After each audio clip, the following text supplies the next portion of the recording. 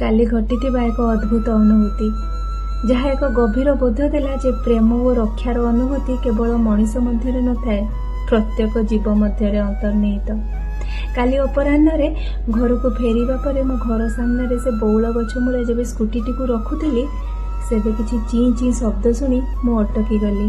चकित होई चाहि देखिली तो से गछर पत्रर पतला डेम्फटी को आश्रा करी टिकी चढ़ईटीए बसा बांधिची। किछि समय परे माँ चढ़ईटी किछि खाद्य नहीं आसिला, बसा भितरे थिबा छुआंकु खाइबाकू देला। आउ जानिछ से बापा चढ़ईटी मो स्कूटी रे बसी रही थाए। आम मनीषंक भली केते सुंदर परिवारटीए। माँ छुआंकु खाइबाकू देउछि आउ बापा बाहरे थाई दुहींको सुरक्षा पई जगी रहिछि।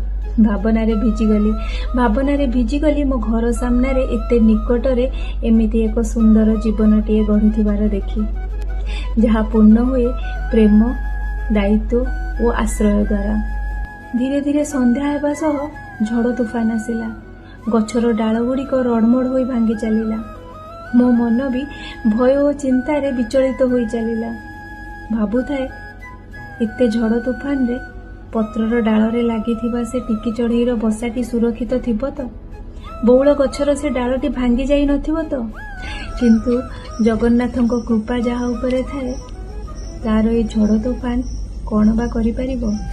झड़ छाड़िबा परे बाहर को जाई देखिली अद्भुत भावे गछ डालटी अविकृत थिला। बसा ओ से भितरे थिबा परिवारटी भी निरापद। जेते थर जाई देखु थाए देखि परिली माँ चढ़ईटी बाहर को मुह काढ़ी रखि थाए पिलांकु सुरक्षा देबा पई, ठीक एक माँ परी।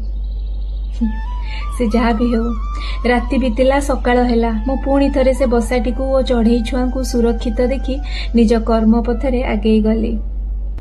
आज जगन्नाथंको पाखरे एतिकी गुहारी से टिकी चढ़ईटी जल्दी निज टिकी डेणा मेलाई ए नील आकाश रे उड़ी जाऊ।